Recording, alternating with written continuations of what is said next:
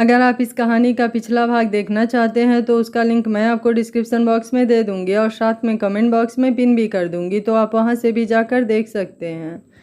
रुद्राक्षी TV देखते हुए बोली, अम्मा भूख लगी है। शालिनी जी किचन से पॉपकॉर्न लाकर उसे देते हुए बोली, आराध्य को नहीं पूछ सकती थी बेटा। रुद्राक्षी बोली, अम्मा वो अपने घर जाकर खा लेंगे ना, आप हर बात पर इतना परेशान क्यों होती हैं? साइड हटिए, मुझे मूवी देखने दीजिए। शालिनी जी खुद से बोली, कब बड़ी होगी ये लड़की? कभी कभी तो लगता है बड़ी हो गई और कभी कभी लगता है कब बड़ी होगी। रुद्राक्षी बोली, अम्मा थोड़ा साइड हटिए ना। शालिनी जी अब बिना बोले उसके बगल में बैठते हुए प्यार से बोली, मीठी बेटा मेरी बात सुनो, कल जाना तो थोड़ा ध्यान देना बेटा, वो तुम्हारा घर नहीं ससुराल है और वहाँ पर कोई उल्टा सीधा काम मत करना। रुद्राक्षी बोली, पता है अम्मा, आप इतना परेशान क्यों होती हैं? मुझे पता है वो ससुराल है और आप चिंता मत कीजिए, वहाँ सब लोग बहुत अच्छे हैं और मुझसे प्यार भी बहुत करते हैं। शालिनी जी उसके सर पर हाथ रख कर बोली, फिर भी तुम्हें थोड़ा सा ध्यान तो रखना पड़ेगा ना। संतोष जी अंदर आते हुए बोले, मीठी आराध्य कहाँ है? रुद्राक्षी थोड़ा गुस्सा होकर बोली, बाबूजी आप सबको उनकी ही क्यों पड़ी रहती है? आप दोनों को अपनी बेटी की भी चिंता है या फिर बस जब देखो तब आराध्य आराध्य ही करना होता है? संतोष जी उसके सर पर हाथ रख कर बोले, हमें हमारी बेटी की चिंता है इसलिए तो दामाद की इतनी खातिरदारी करते हैं। रुद्राक्षी ने मुंह बना लिया तो संतोष जी बैठते हुए बोले, अच्छा वो सब छोड़ो, विनी कहाँ है? शालिनी जी बोली, रुकिए मैं बुला कर लाती हूँ। विनी सीढ़ियों से आते हुए बोली, कोई ज़रूरत नहीं है आंटी, मैं आ गई। रात को सबने मिलकर खाना खाया। रुद्राक्षी ने कुछ देर तक आराध्य से बात किया और फिर सोने चली गई। बिनी रूम में टहल रही थी, उसे कुछ समझ ही नहीं आ रहा था, आखिर अंकुर उसे बिना बताए ऐसे कैसे चला गया? क्या सच में वो उससे थोड़ा सा भी प्यार नहीं करता? सोचते सोचते वो बेड पर बैठ गई। कुछ देर बाद उसे वैसे ही नींद आ गई। रात को 2 बजे अंकुर पीछे के दरवाजे से घर आया। इस समय सब लोग सो रहे थे लेकिन वो अभी कुछ होश में था और बिनी का रूम ढूंढते हुए उसका दरवाज़ा खोल उसके रूम में आया तो वो बैठे बैठे ही सो गई थी। कितनी मासूम लग रही थी वो उसे। उसके पास आकर बेड पर बैठते हुए उसके चेहरे की तरफ हाथ बढ़ाया लेकिन कुछ सोचते हुए रुक गया। बिनी ने किसी के अपने पास होने से जल्दी से आंखें खोलते हुए बोलती उसके पहले ही अंकुर ने उसके मुंह पर हाथ रखते हुए बोला, चुप चुप, मैं हूँ। बिनी को उसके मुंह से स्मेल आई तो वो समझ गई कि इसने ड्रिंक किया है तो उसका हाथ हटाते हुए बोली, तुमने ड्रिंक किया है? अंकुर लड़खड़ाते हुए बोला, थोड़ा सा। वो मीठी नाराज़ थी ना, तो और फिर तुम भी तो नाराज़ हो, सब नाराज़ हो तो मैं क्या करता? फिर मुझे वहाँ पर बंद कर दिया था। पता है मैं वहाँ से कैसे कैसे आया हूँ कि कहीं तुम मुझे छोड़कर चली ना जाओ। फिर उसके चेहरे को अपने हाथों में लेते हुए बोला, प्लीज़ मत जाओ ना, मैं क्या करूँ तुम ही बताओ, मैं तुमसे कैसे कहूँ कि मैं तुमसे कितना प्यार करता हूँ। मीठी भी नहीं समझती और तुम भी तो नहीं समझती। कौन है मेरे पास? कोई नहीं, सब कुछ तो ख़त्म हो गया। माँ बाबा कोई भी तो नहीं है और मैं तुम्हें कहाँ रखूँगा? तुम्हें कुछ हो गया तो? नहीं, इससे अच्छा तुम चली जाओ मुझे छोड़कर। लेकिन तुम मुकुल से भी शादी नहीं करोगी, तुम किसी अच्छे लड़के से शादी कर लेना। बिनी उसके हाथ पर अपना हाथ रखते हुए बोली, लेकिन अगर मैं कहूँ कि मुझे सिर्फ तुमसे शादी करनी है, तुम्हारे साथ रहना है तो? अंकुर बोला, लेकिन तुम्हारी शादी तो मुकुल से हो रही है ना? बिनी उसके चेहरे को अपने दोनों हाथों में लेते हुए बोली, नहीं, मुझे सिर्फ तुम्हारे साथ रहना है। जैसे तुम रखोगे मैं रह लूँगी, लेकिन मुझे सिर्फ तुम्हारे साथ रहना है। अंकुर बोला, नहीं, तुम मुझसे अच्छा डिज़र्व करती हो, तुम किसी अच्छे लड़के से शादी कर लेना। बोलते बोलते उसकी आंखें नींद से बोझिल होने लगी। बिनी उसका गाल थपथपाते हुए बोली, अंकुर बात तो सुनो। लेकिन वो बड़बड़ाते हुए वहीं बिनी के पास ही सो गया। बिनी उसके सर पर हाथ फेरते हुए बोली, अंकुर तुम समझते क्यों नहीं? मुझे सिर्फ तुम्हारे साथ ही रहना है। सुबह 7 बजे अंकुर की नींद खुली तो खुद को गेस्ट रूम में देखकर उसका दिमाग घूम गया। फिर उठते हुए बोला, मैं यहाँ क्या कर रहा हूँ? फिर उठते हुए बाहर आया तो कोई नहीं दिखा। नीचे आया तो संतोष जी न्यूज़ देख रहे थे। अंकुर उनके पास आकर बोला, चाचा वो मीठी कहाँ है? कहीं दिखाई नहीं दे रही है। संतोष जी बोले, अरे तुम इतनी जल्दी कहाँ से आ गए? मीठी ने तो कहा था तुम लेट आओगे मिर्ज़ापुर से आने में, तब तक इतनी जल्दी कैसे आ गए? अंकुर बोला, वो मैं बाद में बताऊंगा, पहले बताइए सब लोग कहाँ हैं? शालिनी जी किचन से आते हुए बोली, वो बेटा मीठी बिनी को एयरपोर्ट छोड़ने गई है, उसकी फ़्लाइट है 9 बजे की। अंकुर का दिमाग पूरी तरह से ब्लैंक हो रहा था। वो जल्दी से अपने रूम में भागा। संतोष जी शालिनी कुछ बोले लेकिन उसे इस समय कुछ सुनाई नहीं दे रहा था। उसने जल्दी से कपड़े चेंज किए और बाहर भागा। संतोष जी चाय पीते हुए बोले, इसे क्या हुआ है? ये इतनी जल्दी में क्यों है? शालिनी जी उनके पास बैठते हुए बोली, आप भी ना पाठक जी, उम्र के साथ साथ सब कुछ भूलते जा रहे हैं। अरे वो अपने दोस्तों से आखिरी बार मिलने गया होगा। अंकुर अब बिना देरी किए सीधे एयरपोर्ट के लिए निकल गया, लेकिन रास्ते में ट्रैफिक की वजह से वो परेशान हो रहा था। उसे कुछ समझ ही नहीं आ रहा था क्या करे। फिर कुछ सोचकर रुद्राक्षी को फ़ोन मिलाया, लेकिन उसका फ़ोन स्विच ऑफ आ रहा था। अंकुर खींचते हुए बोला, मीठी तुझे पता है अंकुर खींचते हुए बोला, मीठी मुझे पता है तुम ये सब जानबूझकर कर रही हो, लेकिन यार फ़ोन ऑफ करने की क्या ज़रूरत थी। एक बार तो सुन लेती। फिर आराध्य को फ़ोन मिलाया तो उसका फ़ोन भी बिजी बता रहा था, तो गुस्से से फ़ोन पटकते हुए बोली, सबको आज मुझे ही परेशान करना है। 1 घंटे के ट्रैफिक के बाद अंकुर कैसे कैसे एयरपोर्ट पहुंचा। जल्दी से अंदर बढ़ा, लेकिन सिक्योरिटी ने उसे अंदर जाने से रोक दिया। अंकुर बोला, प्लीज़ सर प्लीज़, मेरा उसे रोकना बहुत ज़रूरी है, प्लीज़ जाने दीजिए ना, मैं आपसे रिक्वेस्ट कर रहा हूँ प्लीज़। गार्ड हंसते हुए बोला, सच में तुम लोगों को फिल्मों की बीमारी कुछ ज़्यादा नहीं लगी हुई है लास्ट मोमेंट पर हीरोइन को रोकने की। लेकिन बेटा ये हकीकत है, और हकीकत में ऐसा कुछ नहीं होता। तो जाओ यहाँ से, नहीं तो मुझे सिक्योरिटी बुलानी पड़ेगी, समझे। अंकुर बोला, देखिए। तब तक 2 पुलिस वाले आते हुए बोले, क्या प्रॉब्लम है, आप हंगामा क्यों कर रहे हैं, देखने में तो ठीक ठाक लग रहे हैं। तो फिर अंकुर बोला, सर प्लीज़ मुझे बस 2 मिनट के लिए अंदर जाना है, उसके बाद मैं चला जाऊंगा। गार्ड बोले, अभी बाहर निकलोगे या फिर हमेशा के लिए अंदर जाना है। पुलिस वाले शांति से अंकुर को देखकर बोले, प्रॉब्लम क्या है आपकी। अंकुर बोला, सर वो जयपुर की फ़्लाइट में मेरी एक दोस्त है, बस उसे रोकना है। गार्ड बोला, लेकिन जयपुर की फ़्लाइट तो 10 मिनट पहले टेक ऑफ कर चुकी है। अंकुर बोला, नहीं आप झूठ बोल रहे हैं, अभी तो टाइम था ना। एक पुलिस वाला उसके कंधे पर हाथ रखते हुए बोला, ये सही बोल रहे हैं, जयपुर की फ़्लाइट टेक ऑफ कर चुकी है। अंकुर को अब कुछ समझ नहीं आ रहा था, तो गुस्से में बाहर निकला और पार्किंग में आकर अपनी गाड़ी पर पैर मारते हुए बोला, एक बार मिल नहीं सकती थी, इतनी भी क्या जल्दी थी जाने की। बोलते बोलते उसकी आंखें नम हो चुकी थी। फिर कुछ सोचते हुए बोला, शायद जल्दी थी तभी तो चली गई, एक बार मिलना भी ज़रूरी नहीं समझा। जाने दो, मुझे भी नहीं मिलना, मर नहीं जाऊंगा उसके बिना। और किसी और से जब शादी करेगी तब पता चलेगा। फिर खुद से बोला, अंकुर सच में तू ना पागल हो गया है। वो किसी दूसरे से शादी कैसे कर सकती है। नहीं, मैं उसकी शादी किसी और से कभी नहीं होने दूंगा। वो ही तो है, और अगर वो भी चली गई तो नहीं, वो नहीं जा सकती मुझे छोड़कर। कुछ तो करना पड़ेगा। बोलते बोलते पीछे मुड़ा तो रुद्राक्षी हाथ बांधे खड़ी उसे ही देख रही थी। अंकुर उसका कंधा पकड़कर उसे देखते हुए बोला, मीठी मीठी तू कहाँ थी यार, कब से फ़ोन मिला रहा हूँ, पता है तुझे मैं कितना परेशान हूँ। तू तो सब जानती और समझती है ना, तो फिर तू ही बता मैं क्या करूँ प्लीज़। रुद्राक्षी उसका हाथ हटाते हुए बोली, अब मैं कुछ नहीं कर सकती। विनय तेरा इंतज़ार करके जा चुकी है, और मुझे नहीं लगता अभी भी तू श्योर है अपनी फीलिंग को लेकर, तो जाने दे। और जहाँ तक मुझे लगता है मुकुल एक अच्छा लड़का है और बिनी उसके साथ खुश रहेगी। और वैसे भी तुझे इन सब से क्या मतलब, कौन सा तुझे शादी करनी है जो इन सब बातों का कोई फ़ायदा हो। छोड़ ये सब और घर चल। अंकुर उसका हाथ पकड़कर रोकते हुए बोला, सच में तुझे मेरी हालत नहीं दिख रही है। रुद्राक्षी बोली, ये 2 दिन में सुधर जाएगा, चल घर चलकर खाना खाकर आराम करेगा तो सब कुछ भूल जाएगा। अंकुर थोड़ा तेज बोला, मीठी यार तू समझ क्यों नहीं रही है। रुद्राक्षी उसे बीच में रोकते हुए बोली, इसलिए तो बोल रही हूँ घर चल। जब तुझे उससे प्यार ही नहीं है तो फिर इन सब बातों का क्या मतलब। फिर उसके कंधे को ठोकते हुए बोली, कोई नहीं, चल होता है कभी कभी, वैसे भी वही पागल थी तेरे पीछे। उसने बोला एक बार तुमसे मिल ले, लेकिन मैंने ही मना कर दिया कि कौन सा मिलने से तेरा फैसला बदल जाएगा। इसलिए मैंने उससे बोल दिया अब कोई फ़ायदा नहीं, तुम नहीं मानने वाले। वो जाए और अब अपनी लाइफ में खुश रहे, मस्त रहे, और मुकुल अच्छा लड़का है, वो उसका अच्छे से ख्याल रखेगा। अंकुर उसे अपनी तरफ घुमाते हुए बोला, और मैं अच्छा लड़का नहीं हूँ। रुद्राक्षी बोली, तू तो बेस्ट है, मगर क्या फ़ायदा जब तुझे उससे प्यार ही नहीं है। तो ज़बरदस्ती तो नहीं करा सकते ना, अब कोई कर भी क्या सकता है। चल घर चल। और गाड़ी की तरफ जाने लगी तो अंकुर उसे रोकते हुए बोला, तेरी गाड़ी कहाँ है। रुद्राक्षी बोली, वो आराध्य को कुछ काम था तो वो लेकर चले गए, और फिर पार्किंग में मैंने तेरी गाड़ी देखी तो इधर ही आ गई। अंकुर चेहरा घुमाकर आंखें साफ करते हुए बोला, चल, और आकर ड्राइविंग सीट पर बैठ गया। मार्केट में आने के बाद रुद्राक्षी अचानक से थोड़ा तेज़ बोली, अंकुर गाड़ी रोको। अंकुर थोड़ा झल्ला कर बोला, अब क्या हुआ।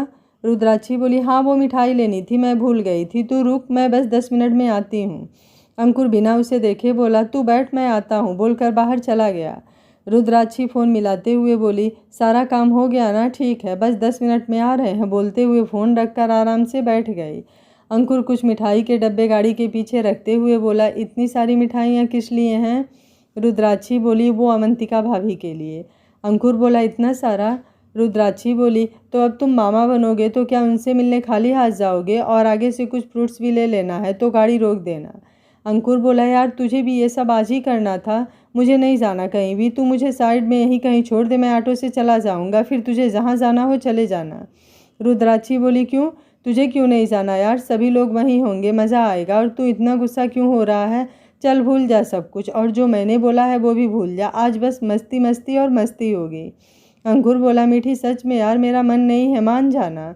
रुद्राक्षी बोली, चुपचाप चल वरना जानता है तू मुझे, और ऐसी कितनी ही लड़कियां आएंगी, तू खुश हो जा।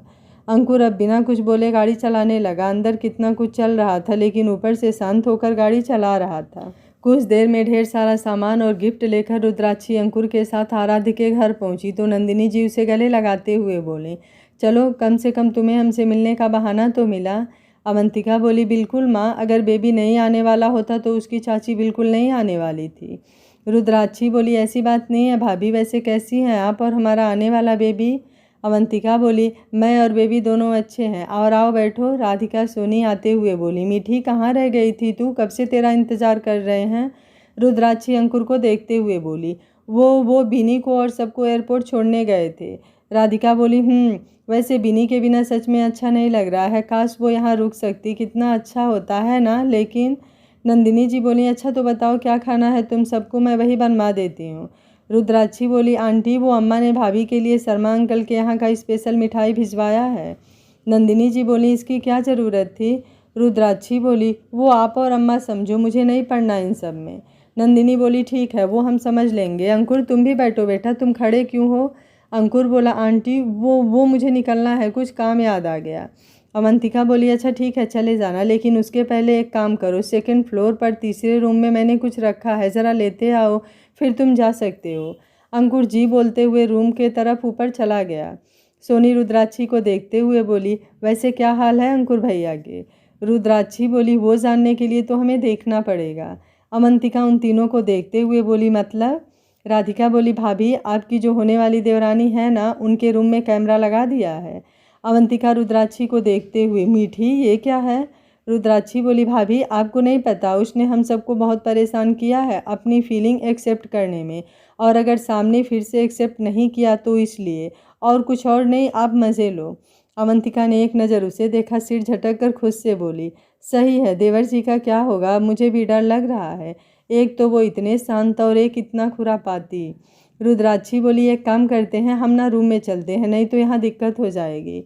अवंतिका बोली, एक काम कीजिए राधिका, आप सब लोग देवर जी के रूम में चलिए, तब तक हम चाय लेकर आते हैं। रुद्राक्षी बोली, नहीं नहीं, उनके रूम में नहीं, गेस्ट रूम में चलते हैं ना।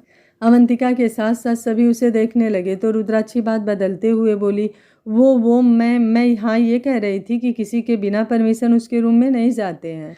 अवंतिका बोली, जी बिल्कुल, लेकिन कुछ दिन बाद आपका पूरा अधिकार होगा, और इस समय वैसे भी आधा अधिकार हो चुका है। रुद्राक्षी बोली, भाभी प्लीज़ ना। अवंतिका बोली, ठीक है, सोनी आपने देखा है गेस्ट रूम, तो ले चलिए अपने दोस्त को, हम आते हैं। राधिका बोली, भाभी आप भी चलिए, चाय मैं लेकर आती हूँ, बोलकर किचन की तरफ चली गई और बाकी सब लोग गेस्ट रूम में। कुछ देर बाद अंकुर ने दरवाज़ा खोला तो सामने बिनी फ़ोन में कुछ कर रही थी। अंकुर अपना वहम समझकर रूम में कुछ ढूंढने लगा, लेकिन उसे कुछ मिल ही नहीं रहा था। रुद्राक्षी चाय का कप पकड़ते हुए बोली, इडियट कहीं का, पूरा एयरपोर्ट नाच आया और अब सामने लड़की से नहीं दिख रही है, सच में ये इतना चीपड़ा कैसे हो सकता है? सोनी हंसते हुए बोली, मतलब सच में यार, उन्हें दिख नहीं रहा या फिर से इग्नोर कर रहे हैं। काफ़ी देर ढूंढने के बाद अंकुर थोड़ा तेज से बोला, सच में मैं ना सच में पागल हो जाऊंगा, जो ढूंढ रहा हूँ वो तो मिल नहीं रहा है, और जो चला गया वो सामने दिख रहा है। फिर दोनों हाथ जोड़कर ऊपर देखते हुए बोले, हे महादेव कुछ तो हेल्प कीजिए। पता है आपको, जब सामने थी तो मुझसे कुछ बोला नहीं गया, और मीठी उसने भी मेरी बात नहीं सुनी, और अब यहाँ लाकर फंसा दिया है, और यहाँ मुझे वो दिख रही है जबकि मैं जानता हूँ वो यहाँ नहीं है।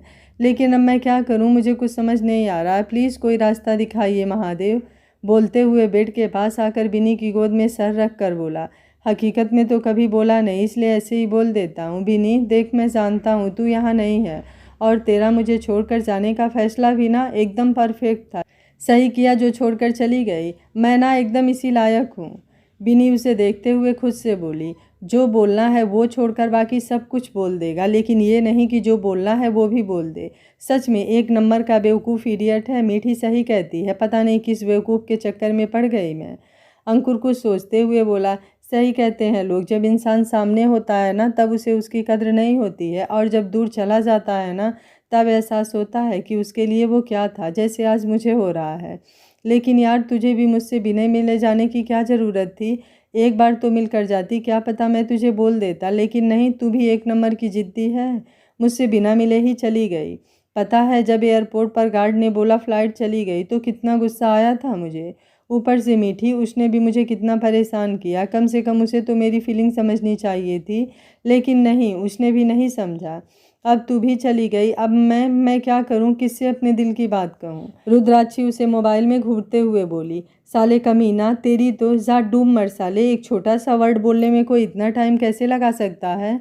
राधिका, सोनी, अवंतिका तीनों रुद्राक्षी को देखे, फिर एक दूसरे को देख करके बाहर निकल गए। बिनी उसका सर उठाकर धक्का मारते हुए बोली, सच में तुम ना एक नंबर के चीपड़े बेवकूफ़ इडियट हो, तुमसे कुछ नहीं हो सकता। यहाँ मैं कब से इंतज़ार कर रही हूँ, और एक तुम मुझे अपनी राम कथा सुना रहे हो। इससे अच्छा तो मैं सच में चली गई होती, कम से कम दुख तो नहीं होता। अंकुर अब जल्दी से उसके चेहरे को अपने हाथों में लेते हुए बोला, सच में तुम यहीं हो? मतलब सच में मेरा ये कोई सपना नहीं था, तुम यहीं पर हो? बिनी उसका हाथ दूर करते हुए बोली, जी बिल्कुल मैं यहीं पर हूँ, और अब मुझे लग रहा है मुझे सच में चले जाना चाहिए था। मुझे मीठी की कोई बात ही नहीं सुननी चाहिए थी। अंकुर खींचकर उसे अपने गले लगाते हुए बोला, I love you, I love you, I love you, और अब तुम कहीं नहीं जा सकती, समझी? क्योंकि अब तुम्हें मैं कहीं जाने ही नहीं दूंगा। रुद्राक्षी फ़ोन बंद करते हुए बोली, बेवकूफ़ कहीं का, और सामने देखा तो कोई नहीं था। रुद्राक्षी इधर उधर देखते हुए बोली, सब लोग कहाँ गए? तब तक पीछे से किसी ने उसके पेट पर हाथ रखते हुए कहा, यहाँ क्या हो रहा है? रुद्राक्षी बोली, वो कुछ कुछ नहीं, और उसके हाथ पर अपना हाथ रख कर बोली, आप तो ऑफिस गए थे ना, तो यहाँ क्या कर रहे हैं? आराध्य बोला, अच्छा जी, मतलब हमारे घर से हमें ही भगाने की प्लानिंग चल रही है, सही है। कल अपने घर से भगा दिया और आज यहाँ से भी भगा दो। रुद्राक्षी घूमने को हुई, लेकिन आराध्य ने उसे हिलने भी नहीं दिया और चेहरा उसके गर्दन से लगाते हुए बोला, कॉल क्यों नहीं किया कि आ गई हो? रुद्राक्षी आराध्य के ऐसे इतना करीब होने से अटकते हुए बोली, वो मतलब हाँ, वो आपको ऑफिस में काम रहा होगा ना, बस इसलिए परेशान नहीं करना चाहती थी। आराध्य बोला, अच्छा यही था या फिर कुछ और?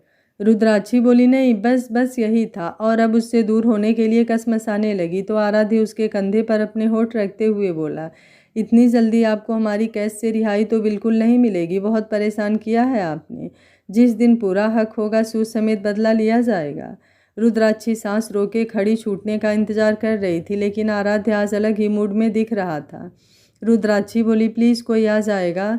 आराध्य बोला, आने दो, बोलते हुए उसे खुद की तरफ घुमा लिया। रुद्राक्षी को आज पहली बार था जो इतनी नर्वस थी, चेहरा ऊपर उठाने का नाम ही नहीं ले रही थी। अब खुद को कोस रही थी, क्यों आई, यहाँ न आती और ना ऐसी सिचुएशन में फंसती। सब लोग भी मौके का फ़ायदा उठाकर उसे यहाँ फंसा कर भाग गए। आराध्य उसकी तरफ झुकते हुए बोला, मीठी? रुद्राक्षी उसके कंधे को पकड़े बोली, आराध्य बोला, तुम खुश हो ना मेरे साथ? रुद्राक्षी को इस सवाल की बिल्कुल भी उम्मीद नहीं थी। उसने आराध्य की तरफ देखा जो कि उसे ही देख रहा था। रुद्राक्षी कुछ देर तक उसे देखती रही और उसकी आंखों से ये समझने की कोशिश कर रही थी कि आखिर ये सवाल क्यों, जबकि वो जानता है कि। तब तक उसका फ़ोन बजने लगा। दोनों का ध्यान फ़ोन की तरफ गया। रुद्राक्षी फ़ोन बिना देखे काटते हुए आराध्य को देख कर बोली, आपके इस सवाल का मतलब क्या है, जबकि आप अच्छे से जानते हैं कि। आराध्य उसे छोड़कर बालकनी में आ गया और सामने देखते हुए बोला, कभी कभी लगता है तुम मेरे साथ, शायद ऐसा तो नहीं कि किसी मजबूरी की वजह से हो या कुछ और, कभी कभी दिमाग में बहुत सारी बातें चलती है। हालांकि ऐसा नहीं है, मैं जानता हूँ, फिर भी कभी कभी दिमाग जैसे कुछ काम ही नहीं करता। रुद्राक्षी ने खुद को रिलैक्स किया और उसके सामने आकर उसकी आंखों में आंखें डालकर बोली, दिल के धड़कने का मतलब समझते हैं? शायद हाँ, लेकिन एक बात और समझते होंगे शायद, अगर प्यार किया होगा तो। धड़कनें जब अचानक से किसी के नाम से तेज चलने लगती हैं, उसके आसपास होने से सांसें जैसे रुकने लगती हैं, उसके स्पर्श मात्र से एक सुकून ठहर जाए, उसके एक नज़र देखने से दिन भर की थकान मिट जाए, उसके एक दिन ना देखने से दिन बेईमानी लगने लगे, उसकी परछाइयों से भी अपना अक्स जुड़ता हुआ लगने लगे, तो उसे क्या कहते हैं। फिर कुछ रुक कर उसे देखते हुए बोली, शायद मेरी नज़र में इसे ही प्यार कहते हैं, और मुझे तो हो गया, आपका पता नहीं। फिर नज़रें घुमाते हुए बोली, मैंने तो पहले ही कहा था, जो हूँ वही रहूँगी। अभी भी मौका है पंडित जी, कभी भी जा सकते हैं। ना इल्ज़ाम दूंगी और ना ही कोई खता का नाम दूंगी, कसम महादेव की, आपकी परछाई तक को भी। फिर उसे देखते हुए थोड़ा करीब जाकर बोली, कभी बेवफा का नाम नहीं दूंगी। और जाने को हुई कि आराध्य उसका हाथ पकड़कर बोला, मीठी मैंने बस।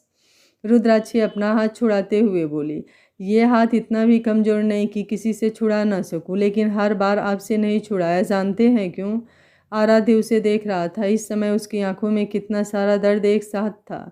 रुद्राक्षी उसे देखते हुए मुस्कुरा कर बोली, क्योंकि आपको हक नहीं अधिकार दिया है। बोलकर बिना आराध्य की बातें सुने बाहर निकल गई। नंदिनी उसे जाते हुए देखा तो रोकते हुए बोली, मीठी बेटा कहाँ थी, मैं कब से ढूंढ रही हूँ, आओ नाश्ता करो। रुद्राक्षी उनके गले लगते हुए बोली, सॉरी, मुझे एक बहुत ज़रूरी काम से जाना है, मैं बाद में आती हूँ। बोल जल्दी से बाहर निकल गई। आराध्य उसके पीछे आया, लेकिन तब तक वो जा चुकी थी। नंदिनी आराध्य को देखते हुए बोली, क्या हुआ है, क्या तुम दोनों के बीच। मीठी अचानक से ऐसे क्यों चली गई। आराध्य बोला, वो माँ, उसे कुछ काम था इसलिए जाना ज़रूरी था, बाकी सब ठीक है। नंदिनी जी बोली, तो क्या शादी की डेट हम लोग निकाल लें, अगर तुम लोगों की मर्जी हो तो। आराध्य बोला, अभी इतनी क्या जल्दी है, कुछ दिन रुक जाते हैं ना। नंदिनी जी बोली, लेकिन आराध्य तुम। आराध्य बोला, प्लीज़ माँ, अभी मैं इन सब चीज़ों में नहीं पढ़ना चाहता, अभी कुछ दिन रुक जाते हैं ना। बोलते हुए वो अपने रूम में चला गया। अवंतिका अपने रूम से आते हुए बोली, माँ, ये देवर जी को क्या हुआ और मीठी कहाँ है। नंदिनी जी बोली, पता नहीं दोनों का क्या हुआ है, अचानक से मीठी कुछ काम बोलकर चली गई, और अब आराध्य। अवंतिका उनके हाथे पर हाथ रख कर बोली, सब सही हो जाएगा, आप चिंता मत कीजिए, दोनों समझदार हैं, संभाल लेंगे अपने रिश्ते को। नंदिनी बोली, महादेव से यही दुआ है, सब सही हो जाए। बोलते हुए अपने रूम में चली गई। रुद्राक्षी घर न जाकर घाट पर चली गई। कुछ कुछ धूप था, फिर भी एक साइड जाकर छतरी के नीचे बैठ गई। जाने कितने सवाल और जवाब चल रहे थे उसके मन में, जिसे वो समझना चाहती थी, लेकिन दिमाग जैसे काम ही नहीं कर रहा था, इसलिए चुपचाप बैठकर सामने पानी को देखे जा रही थी। बैठे बैठे कब शाम ढल गई और रात में तब्दील हो गई, उसे ये भी पता नहीं चला। वो अभी न जाने कितनी देर अपने आप में खोई रहती, अगर पीछे से उसके कंधे पर किसी ने हाथ नहीं रखा होता। तो किसी के हाथ के स्पर्श से उसने सर घुमा कर देखा तो अंकुर खड़ा उसे ही देख रहा था। रुद्राक्षी वापस से सामने देखते हुए बोली, तू यहाँ क्या कर रहा है। अंकुर आकर उसके बगल में बैठते हुए बोला, तो ये बात तो मैं भी पूछ सकता हूँ, तू यहाँ अभी तक क्या कर रही है, और चाचा चाची कितने परेशान हैं, तुझे पता भी है। रुद्राक्षी बोली, बस ऐसे ही, यहाँ आने का मन हुआ तो चली आई। फिर कुछ सोचते हुए बोली, अनु, मुझे कुछ दिन के लिए अलवर जाना होगा, तब तक के लिए तू और बाकी सब मिलकर यहाँ का ऑफिस संभाल लेना। अंकुर बोला, मीठी कुछ हुआ है क्या, मतलब अचानक जाना। रुद्राक्षी बिना उसे देखे बोली, नहीं कुछ नहीं हुआ है, बस कुछ प्रोजेक्ट है, उसे ही देखने के लिए जाना है, कुछ दिन में आ जाऊंगी। अंकुर बोला, ठीक है, तो अब घर चल। रुद्राक्षी उसके साथ घर आई तो शालिनी जी गुस्से में बोली, मीठी कहाँ थी अभी तक।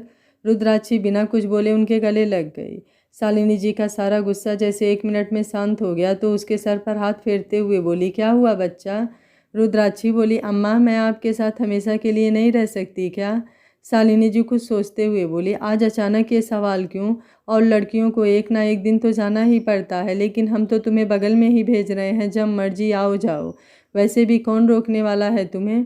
रुद्राक्षी उनसे अलग होकर बोली, बहुत तेज़ भूख लगी है, आप खाना लगाओ, मैं बस 2 मिनट में आ रही हूँ। बोलते हुए अपने रूम में चली गई, क्योंकि अब उसकी आंखें नम हो चुकी थी। 3 दिन हो चुके थे, लेकिन ना आराध्य ने रुद्राक्षी को कॉल किया और ना ही रुद्राक्षी ने आराध्य को।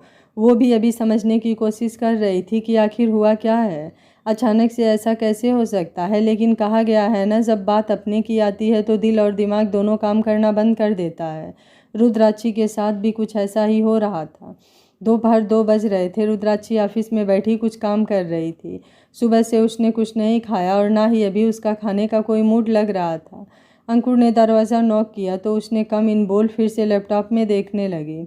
अंकुर उसके सामने खड़ा होकर उसे घूरते हुए बोला, मीठी यार, ये सब क्या हो रहा है, हमेशा सबको ज्ञान देने वाली आज खुद के लिए क्या बोलेगी। रुद्राक्षी ने खुद को रिलैक्स करके उसकी तरफ देखा तो अंकुर बैठते हुए अपना फ़ोन उसके आगे करते हुए बोला, ये लड़की कौन है और ये आराध्य के साथ क्या कर रही है। रुद्राक्षी 1 सेकंड उसके फ़ोन को देखने के बाद बोली, इतनी भी खूबसूरत नहीं कि पंडित जी उसके प्यार में पड़ जाएं, और गुरूर तो दिख ही नहीं रहा है। और तू मुझे ये सब क्यों दिखा रहा है? और ये सब छोड़, जाकर कुछ काम कर। मुंबई का जो नया प्रोजेक्ट सोनी हैंडल कर रही थी उसे भी देख लेना। अंकुर उसे देखते हुए बोला, अच्छा, तो तुझे इन दोनों को साथ में देखकर कोई फ़र्क नहीं पड़ रहा? रुद्राक्षी बोली, नहीं, काम है, और काम के सिलसिले में बहुत लोगों से वो मिलते हैं। अंकुर अब दूसरा फोटो उसे दिखाते हुए बोला, और इसे देखकर रुद्राक्षी ने देखा तो उसकी मुट्ठियां कस गई, क्योंकि आराध्य उसे गोद में उठाए हुए था। अंकुर ने उसके चेहरे को देखा, जिसमें उसकी आंखें एकदम लाल हो चुकी थी, लेकिन चेहरे पर अब भी शांति बनी हुई थी। रुद्राक्षी बोली, यार, अब मैंने तेरे साथ मजाक किया, इसका बदला तू मुझे ये फालतू चीज़ें दिखा कर लेगा? कुछ काम करना, क्या दिमाग खराब करके रखा हुआ है? और उठकर खिड़की के पास आ गई। अंकुर उसके बगल में खड़ा होते हुए बोला, अगर तुम दोनों के बीच में प्रॉब्लम चल रही है तो सॉल्व करो, नहीं तो आराध्य ने तुम्हारे साथ कोई भी गेम खेलने की कोशिश किया ना, तो महादेव की सौगंध, साले को जिंदा। उसके आगे के शब्द उसके मुंह में ही रह गए, क्योंकि रुद्राक्षी घूमकर उसका कॉलर पकड़ चुकी थी। फिर खुद को शांत करने के लिए आंखें बंद करके उसका कॉलर छोड़ते हुए बोली, कुछ नहीं हुआ है, और आंखें खोलकर उसे देखते हुए बोली, तू कुछ नहीं करेगा, समझा? मतलब कुछ भी नहीं, तुझे मेरी कसम। अगर उनके ऊपर एक खरोच भी आई तो समझ लेना तेरी मीठी क्या करेगी अपने साथ। इसलिए कुछ नहीं करेगा तू, कुछ भी नहीं, और कभी भी नहीं। अंकुर उसके कंधे को पकड़ते हुए बोला, मीठी यार, मैं कुछ नहीं करूँगा उसके साथ, लेकिन। रुद्राक्षी बोली, सब ठीक है, और जो नहीं है वो मैं जल्द ही कर लूँगी, किसी को कुछ पता नहीं चलना चाहिए। अंकुर अब बिना कुछ बोले बाहर चला गया, और रुद्राक्षी आकर चेयर पर बैठकर सर पीछे टिकाकर खुद से बोली, आप ऐसा नहीं कर सकते, लेकिन आप ऐसा क्यों कर रहे हैं? कुछ समझ नहीं आ रहा था। आराध्य ऑफिस में बैठा पेन घुमा रहा था। 4 दिन पहले सुबह सुबह एक फ़ोन ने उसकी नींद उड़ा दिया। आराध्य ने फ़ोन उठाया तो रोते हुए आवाज़ आई, भाई भाई प्लीज़ मुझे बचा लो, ये लोग पता नहीं कौन है, मुझे यहाँ ज़बरदस्ती बांध कर रखा है। आराध्य हड़बड़ा कर उठ बैठा और फ़ोन की स्क्रीन को देखते हुए बोला, रितिका। तब तक उधर से दूसरी आवाज़ आई, वो तो पहचान लिया बहना को, काफ़ी चालाक हैं। बलदेव पुरुषोत्तम आज तक दुनिया को भनक भी नहीं लगने दिया कि उसके पास एक बेटी भी है, लेकिन कोई नहीं, हमें भी तो अपनी बेटी की जिद पूरी करनी थी तो खोज लिया। आराध्य उठते हुए गुस्से में बोला, कौन हो तुम, और मेरी बहन कहाँ है? उसको फ़ोन दो, वरना मैं तुम्हारी जान ले लूँगा, समझा?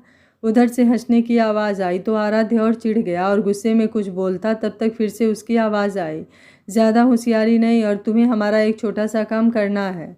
आराध्य बोला, पहले मेरी बहन। उधर से आवाज़ आई, छूट जाएगी, लेकिन पहले बात तो सुन लो। तो आराध्य बोला, बोलो कितना पैसा चाहिए तुम्हें? तो उधर से इस बार फिर गुस्से भरी आवाज़ आई, पैसा नहीं, तुम चाहिए मेरी बेटी को। वो क्या है ना, प्यार करती है वो तुमसे, और कितनी बार कहा भी उसने, लेकिन शायद तुमने सुना नहीं, इसलिए तुम्हारी कमजोरी ढूंढनी पड़ी। पहले तो सोचे उस लड़की को ही आगे से हटा दे, लेकिन उसकी अच्छी किस्मत बच गई। फिर बाद में पता चला कि उसे उसका एक्सीडेंट नॉर्मल लगा, इसलिए उसने कुछ किया नहीं। बाद में पता किया तो पता चला वो तो तुम सब में सबसे खूंखार है। तो सोचा अब उसको परेशान ना करके दूसरा रास्ता निकाला जाए, और 6 महीने बाद पता चला तुम्हारे पास एक प्यारी सी बहन भी है, तो वो किस दिन काम आएगी? तो अब तुम्हें क्या करना है, कुछ देर में बता दिया जाएगा। तब तक के लिए अपनी गर्लफ्रेंड को कैसे खुद से दूर करना है सोच लो, या तो बहन या फिर गर्लफ्रेंड, चॉइस तुम्हारी है। लेकिन अगर किसी को बताने के बारे में सोचा भी तो तुम सोच भी नहीं सकते तुम्हारी मासूम बहन का क्या होगा। बोलकर फ़ोन काट चुका था। आराध्य शौक में अभी भी सोच रहा था, आखिर दुनिया इतनी छोटी क्यों है? इससे अच्छा तो रितिका को अपने पास रखते, कम से कम इतनी बड़ी दिक्कत तो नहीं होती। वो दोनों में से किसी एक को कैसे चूज़ कर सकता है? एक तरफ प्यार तो एक तरफ बहन, दोनों में से किसी को चोट नहीं पहुंचा सकता, लेकिन खुद को तो पहुंचा सकता है ना। सोचते हुए उसने एक फैसला लिया और उठकर वॉशरूम में चला गया। अब सोचते हुए सर टेबल पर रख दिया और अंगूठी घुमाते हुए उसे होठों से लगाकर बोला, I love you, but sorry, मैं इस समय कुछ नहीं कर सकता और ना ही तुम्हें कुछ बता सकता हूँ, क्योंकि अगर तुम्हें कुछ भी बताऊँगा तो रितिका के जान को खतरा हो सकता है, और मैं उसे खरोच आए ये भी बर्दाश्त नहीं कर सकता। सॉरी मीठी, प्लीज़ माफ़ कर देना यार, मैं मजबूर हूँ। रात को 8 बजे रुद्राक्षी घर आई तो शालिनी जी कुछ नहीं बोली और शांति से खाना लगाने लगी। रुद्राक्षी उन्हें देखते हुए बोली, अम्मा सॉरी। शालिनी जी बिना उसे देखे बोली, कोई बात नहीं, आकर खाना खाओ। तो रुद्राक्षी फ्रेश होने अपने रूम में चली गई। कुछ देर बाद बाहर आकर चेयर खींचकर बैठने को हुई कि संतोष जी, अंकुर, बिनी सब उसके बगल में बैठ गए। रुद्राक्षी ने सबको देखा, फिर वो भी बैठ गई। शालिनी जी उसके तरफ एक निवाला बढ़ाते हुए बोली, कुछ हुआ है? रुद्राक्षी ने ना में सिर हिला दिया। शालिनी जी प्यार से उसका सर सहलाते हुए बोली, अब हमसे भी झूठ? इतनी बड़ी कब हो गई हमारी बेटी, और झूठ बोलना तो हमने कभी नहीं सिखाया उसे। रुद्राक्षी ने नज़र नहीं उठाई क्योंकि उसकी आंखें भर चुकी थी, और अगर वो नज़र उठाती तो खुद को और बिल्कुल भी नहीं रोक पाती, और वो किसी के सामने कमज़ोर नहीं होना चाहती थी, इसलिए आंखें बंद कर लिया। कुछ देर में 2-4 निवाले खाने के बाद बहुत मुश्किल से अब उठते हुए बोली, मेरा हो गया, गुड नाइट, और किसी के कुछ बोलने से पहले ही अपने रूम में चली गई। शालिनी जी संतोष जी की तरफ देखते हुए बोली, आप बात कीजिए ना आराध्य से, आखिर हुआ क्या है दोनों के बीच? नंदिनी भाभी भी परेशान है। आराध्य 3-4 दिन से उखड़ा उखड़ा हुआ है, ना तो किसी से कोई बात करता है और ना ही घर पर रहता है। दिन भर ऑफिस और काम में खुद को बिजी रखा हुआ है। संतोष जी कुछ सोचते हुए अपने रूम में चले गए, तो कुछ देर बाद शालिनी भी उनके पीछे चली गई। बिनी अंकुर को देखते हुए बोली, अंकुर हुआ क्या है यार, क्या तुम्हें कुछ आइडिया है? अंकुर गुस्से से हाथ टेबल पर मारते हुए बोला, अगर आराध्य ने मीठी के साथ कोई गेम खेला ना तो वो उसका आखिरी दिन होगा। बिन्नी उसका हाथ पकड़ते हुए बोली, पागल हो गए हो क्या तुम, जो कुछ भी बोले जा रहे हो यार? क्या पता कुछ प्रॉब्लम हो इसलिए वो परेशान हो, या ऑफिस का कोई प्रॉब्लम हो। अंकुर बोला, दुआ करो यही सब हो, वरना मुझे भी नहीं पता मैं क्या करूँगा। बोलते हुए अपने रूम में चला गया और विनी गेस्ट रूम में चली गई। रुद्राक्षी अपने रूम में खिड़की के पास खड़ी अपनी रिंग घुमाते हुए सामने देख रही थी। काफ़ी कुछ चल रहा था उसके मन में, लेकिन अभी कोई निर्णय नहीं ले पा रही थी। सुबह सुबह गंगा घाट पर आरती में रुद्राक्षी सबसे आगे अपने दोनों हाथ जोड़कर खड़ी थी। कुछ देर बाद एक जानी पहचानी खुशबू ने उसका ध्यान दूसरी तरफ घुमाया, तो रुद्राक्षी ने बगल में देखा तो आराध्य हाथ जोड़े बंद किए खड़ा था, जिसे देखकर उसके चेहरे पर स्माइल आ गई और उसने फिर से आंखें बंद कर लिया। आरती खत्म हुई और सबको प्रसाद लेने की बारी आई तो रुद्राक्षी ने आंखें खोलकर प्रसाद लिया, और जैसे ही पीछे घूमी कोई नहीं था। वो परेशान होकर इधर उधर देखने लगी, लेकिन आराध्य उसे कहीं नहीं मिला, तो अपना प्रसाद एक लड़के को देकर अपनी गाड़ी की तरफ चली गई। आराध्य अब बाहर निकल कर आया और कुछ देर बाद वो भी ऑफिस के लिए निकल गया। शाम को आराध्य घर आया तो नंदिनी जी, बलदेव, अविरल और अवंतिका सभी हाल में थे। आराध्य अपने रूम की तरफ जाने लगा कि बलदेव जी की एक कर्कश आवाज़ गूंजी, जब शादी किसी और से करना था तो उस बच्ची को और हम सबको क्यों इतना परेशान किया? तभी बोल दिए होते, हम इस रिश्ते को आगे ही नहीं बढ़ाते। आराध्य ने सुना तो उसके कदम वहीं रुक गए, और कुछ देर बाद वो वापस से मुड़ते हुए बोला, वो पापा। तब तक एक चटाक की आवाज़ से पूरा हॉल गूंज गया। नंदिनी जी आंखों में आंसू लेकर बोली, बेटी बोला था उसे, अपने घर की इज्जत मान मर्यादा बनाया था उसे, और तुमने एक झटके में सब कुछ खत्म कर दिया। क्या मैं जान सकती हूँ क्यों? आराध्य कुछ नहीं बोला, बस वैसे ही खड़ा रहा। नंदिनी उसका चेहरा अपने सामने करते हुए बोली, आराध्य बोलो, ऐसा क्यों किया तुमने? क्या यही संस्कार दिए हैं मैंने? यही है मेरी परवरिश? किसी को धोखा देना, बीच रास्ते में छोड़ देना? आराध्य कुछ नहीं बोला और अभी भी बस सर झुकाकर खड़ा था। तब तक पीछे दरवाजे से आवाज़ आई, सॉरी आंटी, इनकी कोई गलती नहीं है, ये रिश्ता मुझे ही मंजूर नहीं था। सबने दरवाजे की तरफ देखा तो रुद्राक्षी खड़ी थी और उसके पीछे अंकुर हाथ बांधे खड़ा था। रुद्राक्षी का आज अलग ही रूप दिख रहा था। वो सीधे अंदर आई और सबके पैर छूते हुए हाथ जोड़कर बोली, सॉरी, मुझे शादी नहीं करनी। सगाई इतनी जल्दबाजी में हुई कि कुछ कह नहीं पाई, इसलिए अब बस सॉरी। हो सके तो प्लीज़ मुझे माफ़ कर दीजिएगा। बलदेव जी के पास हाथ जोड़कर बोली, प्लीज़ अंकल, आराध्य की कोई गलती नहीं है, सारी गलती मेरी है, प्लीज़ हो सके तो प्लीज़ माफ़ कर दीजिए। फिर नंदिनी जी की तरफ देखते हुए बोली, बहू तो बन नहीं सकी, हो सके तो बेटी समझकर माफ़ कर दीजिएगा। अब चलती हूँ, आखिरी बार सॉरी। और वो जाने को मुड़ी कि अवंतिका पीछे से बोली, मीठी, कुछ बोल तो नहीं रही हो? रुद्राक्षी उनकी तरफ देखकर मुस्कुराने की कोशिश करते हुए बोली, जी जी भाभी, मैं कुछ समझी नहीं। अवंतिका उसे देखते हुए बोली, अंगूठी सगाई की अभी भी तुम्हारे हाथों में है, इसका क्या मतलब? रुद्राक्षी बोली, वो सॉरी, वो ध्यान नहीं दिया, अभी निकाल देती हूँ। और अंगूठी निकालने लगी, लेकिन वो निकल ही नहीं रही थी। अवंतिका बोली, जाने दो, छोड़ो, बाद में ट्राई करना, क्या पता कुछ देर और रुकना चाहती हो। रुद्राक्षी ने आराध्य की तरफ देखा तो उसने चेहरा घुमा लिया। तब तक रुद्राक्षी ने खींचकर अंगूठी बाहर निकाल दिया, लेकिन ज़बरदस्ती खींचने से उसकी उंगली के बीच में एक सीधा और गहरा कट आ चुका था। ब्लड को देखकर आराध्य जल्दी से उसका हाथ पकड़कर बोला, दिमाग खराब हो गया है क्या? क्या ज़रूरत थी निकालने की? लग गई ना तुम्हें? तुम हमेशा अपनी मनमानी क्यों करती हो यार? कुछ तो ध्यान रखना चाहिए था। देखो तो पूरी अंगली का क्या हाल किया है। हमेशा इतना गुस्सा क्यों करती हो? रुद्राक्षी उसके हाथ से अपना हाथ झटकते हुए धीरे से बोली, ये तो कुछ भी नहीं है, लेकिन जो दर्द मेरे अंदर हो रहा है उसका क्या? उसकी तबाही का कौन सा इलाज करूं? 10 दिन का टाइम देती हूँ आपको पंडित जी। जो कुछ भी है सब सच सच मेरे सामने आना चाहिए, नहीं तो उसके बाद जो कुछ भी होगा उसके जिम्मेदार सिर्फ और सिर्फ आप होंगे। अभी कोई और कुछ बोलता तब तक रुद्राक्षी उससे हाथ छुड़ाकर जा चुकी थी। अवंतिका आराध्य के पास आकर बोली, क्या सच में जो मीठी ने बोला वो सही है, या फिर जो हमने उसकी आंखों में देखा वो सही है, या फिर आपकी परवाह वो सही है? आराध्य बिना किसी की तरफ देखे बोला, भाभी इन सब बातों का अब कोई मतलब नहीं है, इसलिए आगे की तैयारी कीजिए। बोलते हुए अपने रूम में चला गया। सबको कुछ समझ ही नहीं आ रहा था। बलदेव जी बैठते हुए बोले, आखिर चल क्या रहा है? अविरल बोला, माँ पापा मुझे तो कुछ गड़बड़ लग रही है। दोनों कुछ ना कुछ छुपा रहे हैं हम सब से। दोनों की आंखों में एक दूसरे के लिए प्यार है और फिक्र साफ साफ दिख रहा है, लेकिन हम सबके सामने नॉर्मल होने की एक्टिंग कर रहे हैं। लेकिन एक बात समझ नहीं आ रही, अचानक हुआ क्या दोनों को? नंदिनी अब बिना किसी को कोई जवाब दिए अपने रूम में चली गई। अवंतिका और अविरल वहीं हाल में ही बैठ गए। दोनों को कुछ भी समझ नहीं आ रहा था आखिर हो क्या रहा है। रुद्राक्षी बाहर आकर गाड़ी में बैठते हुए सर सीट से टिका दिया और एक गहरी सांस लेकर बोली, घर चल, भूख लगी है। अंकुर बोला, तू ठीक तो है ना?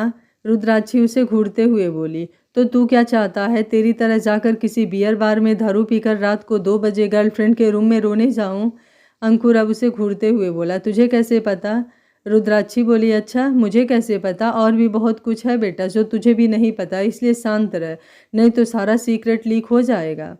अंकुर मुस्कुरा दिया और अब कुछ नहीं बोला, क्योंकि उसे भी पता था रुद्राक्षी ये सब जानबूझकर उसे बोल रही है। रुद्राक्षी ने चेहरा बाहर की तरफ मोड़ लिया और देखने लगी। कुछ देर घर पहुंचकर उसने शालिनी से हंसते हुए बात किया। संतोष जी से भी काफ़ी बातें किया, खाना खाया और फिर सबको गुड नाइट बोलकर अपने रूम में चली गई। शालिनी जी अभी डाइनिंग टेबल पर बैठे अंकुर संतोष जी को देख रही थी। अंकुर अब गंभीर होकर बोला, चाची उसने सगाई तोड़ दिया और शादी करने से इनकार कर दिया। अंदर से काफ़ी कुछ चल रहा है, बस सबको दिखा रही है, कोई फर्क नहीं पड़ रहा है, लेकिन हम सब जानते हैं उसको, इसलिए अभी कुछ भी कहने से कोई फ़ायदा नहीं, क्योंकि अभी किसी की नहीं सुनेगी। शालिनी जी बोली, हे महादेव क्यों परेशान कर रहे हैं बच्चों को? ठीक कर दीजिए ना सब कुछ, क्यों इतना तकलीफ दे रहे हैं? अंकुर को याद आया तो उठते हुए बोला, वो सिट, गुड नाइट एवरीवन बोलकर ऊपर चला गया। रुद्राक्षी बाथरूम में शावर के नीचे खड़ी थी। अंकुर ने दरवाज़ा नॉक किया लेकिन नहीं खुला। काफ़ी कोशिशों के बाद भी नहीं खुला तो वह थक कर अपने रूम में चला गया। रुद्राक्षी काफ़ी देर भीगने के बाद बाहर आई और बेड पर लेट गई। कुछ देर बाद उसे वैसे ही नींद आ गई। सुबह 8 बजे तक जब वो बाहर नहीं आई तो अब सबको उसकी चिंता होने लगी, आखिर हुआ क्या है। शालिनी जी आकर कितनी बार दरवाज़ा नॉक कर चुकी थी लेकिन उसने कोई रिस्पॉन्स नहीं दिया। कुछ देर ढूंढकर दूसरे चाबी से अंकुर ने दरवाज़ा खोला तो वो सोई हुई थी। शालिनी जी उसके पास जाकर बोली, मीठी मीठी क्या हुआ है बच्चा? और उसके सर पर हाथ लगाया तो सर आग की तरह जल रहा था। शालिनी जी बोली, इसे तो बुखार है। संतोष जी उसका सर छूकर, अंकुर डॉक्टर को कॉल करो। अंकुर ने डॉक्टर को कॉल किया तो डॉक्टर कुछ देर में आने को बोले। अंकुर यहाँ से वहाँ चक्कर लगा रहा था। संतोष जी बोले, अंकुर शांत हो जाओ बेटा, कुछ नहीं होगा, ठीक हो जाएगी मीठी। तुम बैठ जाओ। और बिनी अपने घर पहुँच गई ना आराम से? बात किया तुमने उससे? अंकुर खोए हुए बोला, इन सब का जिम्मेदार ना बस एक इंसान है। मेरा बस चले तो साले को गोली मार दूं, लेकिन मीठी की वजह से शांत हूँ। आज क्या हालत बना लिया है इसने अपनी। शालिनी जी अपने आंसू पोंछते हुए बोले, पाठक जी इसे हमसे दूर भेज दीजिए, अब इसे यहाँ रहने की कोई ज़रूरत नहीं, मैं रह लूँगी अकेले।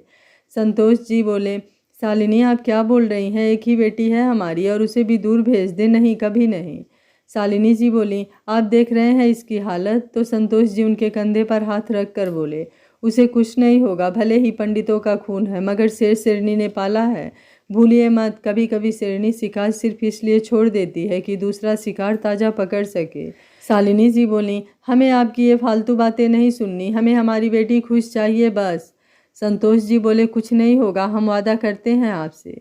कुछ देर बाद डॉक्टर ने आकर उसे दवा और इंजेक्शन दिया और कुछ इंस्ट्रक्शन देकर चले गए। शाम को रुद्राक्षी की नींद खुली तो सबको अपने आसपास देखते हुए बोली, क्या हुआ, आप लोग यहाँ क्या कर रहे हो? शालिनी जी उसका सर छू कर देखी तो एकदम नॉर्मल था, तो उसे गुस्सा होते हुए बोली, मीठी तुम्हें मेरी एक भी बात सुननी है कि नहीं? आज ना एक काम कर बता दे। रुद्राक्षी उनका हाथ पकड़कर प्यार से बोली, अम्मा अब सुबह सुबह क्यों शुरू हो गई, आखिर बात क्या है? शालिनी बोली, तुझे अभी तक सुबह लग रहा है? अरे आंखें खोल और देख, शाम को 4 बजने वाले हैं और तुझे पता भी है हम सब कितने परेशान हो गए थे। रुद्राक्षी बोली, हुआ क्या है अम्मा? संतोष जी उसके सर पर हाथ रखकर उसे देखते हुए बोले, कुछ नहीं, बस हल्का सा बुखार था और अपनी अम्मा को तो जानती हो, तो बस, और अब आराम करो, ठीक है? बोलकर बाहर चले गए। शालिनी बोली, मीठी अब अगर तुमने लापरवाही किया ना तो फिर देखना मैं क्या करती हूँ। रुद्राक्षी ने सर हाँ में हिला दिया तो वो भी बाहर जाते हुए बोली, अंकुर कुछ देर में आकर खाने के लिए लेते जाना। अंकुर तेज से बोला, जी चाची बस आ रहा हूँ। रुद्राक्षी उठने को हुई तो अंकुर उसे रोकते हुए बोला, तू कहाँ जा रही है? चाची ने बोला है ना आराम करने के लिए। रुद्राक्षी उसे घूरते हुए बोली, अब बाथरूम में फ्रेश होने भी ना जाऊं? अंकुर दूर हटते हुए बोला, नहीं नहीं, मैंने कहाँ कुछ कहा, जा बिल्कुल जा। रुद्राक्षी उसे घूरते हुए बाथरूम में चली गई। कुछ देर बाद बाहर आकर चाय और सैंडविच खाई और फिर दवा खाकर लेटते हुए बोली, ऑफिस का कुछ हाल लिया है या फिर सुबह से ऐसे ही बैठा हुआ है? याद रखना एक भी प्रोजेक्ट हाथ से गया ना तो सैलरी कट। अंकुर उसे घूरते हुए बोला, पहले अपनी हालत देख, जान बचाई है, थैंक यू बोलने के बजाय उल्टा धमकी, और काट ले सैलरी, मुझे कौन सा होटल में जाकर रहना है? रुद्राक्षी बोली, अच्छा तो इस बात का घमंड है, आने दे अम्मा को, फिर बताती हूँ, जब वो तुझसे रेंट लेंगी ना तब पता चलेगा कमाना है कि नहीं। अंकुर कुछ बोलने वाला था कि उसके फ़ोन पर कुछ मैसेज आया तो वो खोलकर देखने लगा। रुद्राक्षी उसे देखते हुए बोली, क्या हुआ, मुंह क्यों बना लिया? बिन्नी ने तुझे छोड़कर किसी और से शादी कर लिया क्या? और हंसने लगी। अंकुर अब बिना कुछ बोले उठकर बाहर चला गया तो फिर रुद्राक्षी अपने लैपटॉप में मेल चेक करने लगी। कुछ देर बाद उसे थकान लगने लगी तो वैसे ही सो गई। अंकुर अब सीधे आराध्य के घर आया और देखा तो कुछ लोग हॉल में बैठे हुए हैं और आराध्य के बगल में एक लड़की थी जो कि काफ़ी खुश लग रही थी। आराध्य सर झुकाए बैठा था। अंकुर ने ताली बजाई तो सबका ध्यान उसकी तरफ चला गया। बलदेव जी बोले, अंकुर बेटा तुम, वो आओ बैठो। अंकुर घूरते हुए आराध्य के पास आकर उसके गले लगते हुए उसके कान के पास बोला, साले कमीने, तू इतना कमीना होगा सच में नहीं पता था। तेरी वजह से मीठी रात भर और दिन भर बुखार से तप रही है और तू साले मज़े ले रहा है। उसने मेरे हाथ बांध रखे हैं, वरना तेरा तो वो हाल करता ना कि तू खुद को भी नहीं पहचान पाता, समझा? बोलते हुए दूर होकर सबको देखकर बोला, वो मैं बधाई देने आया था, मैं चलता हूँ। अभिरल उसे रोकते हुए बोला, अंकुर बैठो, इनसे मिलो, ये है निकिता, आराध्य इन्हीं से शादी कर रहा है। आराध्य अपनी टाई की नोक ढीली करते हुए बोला, मैं आता हूँ, और अपने रूम में चला गया। निकिता अंकुर को देखकर स्माइल करते हुए अपना हाथ आगे करते हुए बोली, नाइस टू मीट यू, शादी में ज़रूर आना, मुझे अच्छा लगेगा। अंकुर ने उसे घूर कर देखा और बिना कुछ बोले बाहर निकल गया। 2 दिन बीत जाते हैं लेकिन अभी तक रुद्राक्षी को पता ही नहीं था कि आराध्य का एंगेजमेंट हो गया है। अंकुर और बाकी कोई भी उसे कुछ नहीं बताता। शालिनी जी उसे यहाँ से जाने का दबाव बना रही थी लेकिन वो एक प्रोजेक्ट की वजह से 1-2 दिन रुक रही थी। निकिता के घर वाले भी जब आराध्य को अपने हिसाब से नचा रहे थे। निकिता बहुत खुश थी कि आज तक जो आराध्य उसकी तरफ देखता भी नहीं था, आज उससे उसकी सगाई हो चुकी है और कुछ ही दिनों में अब शादी भी हो जाएगी।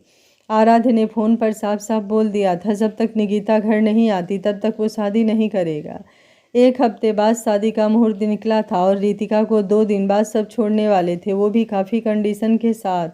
रुद्राक्षी अपने ऑफिस में बैठे फ़ोन में कुछ कर रही थी कि अचानक से उसका ध्यान इंस्टाग्राम पर गया, जहां निकिता ने आराध्य के साथ सगाई की बहुत सारी तस्वीरें लगाई थी। रुद्राक्षी गुस्से में फ़ोन को घूर रही थी कि मिंटू अंदर आते हुए बोला, मीठी वो फाइल पर साइन चाहिए था। रुद्राक्षी उसके सामने फ़ोटो करके बोली, पता था इसके बारे में? पता है तुझे? मिंटू थूक निगल कर बोला, वो तेरा तबीयत खराब था तो इसलिए काका ने बताने से मना किया था, वरना मैं तो।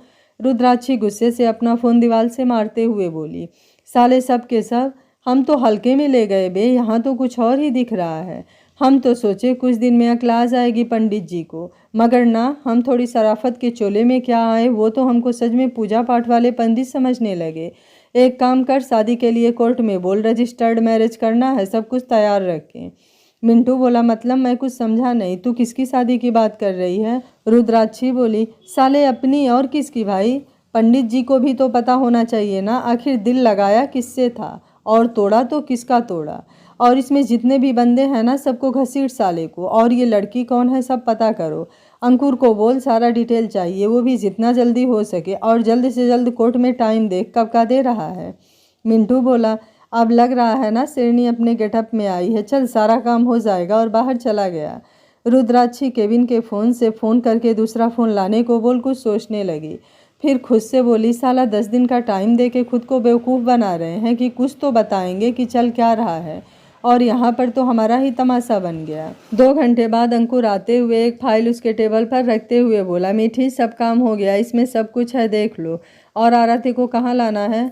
रुद्राक्षी कुछ सोचते हुए बोली, एक काम करो, सबको ऊपर का पूरा हॉल खाली है, उठा लाओ, वहीं पर मिलते हैं।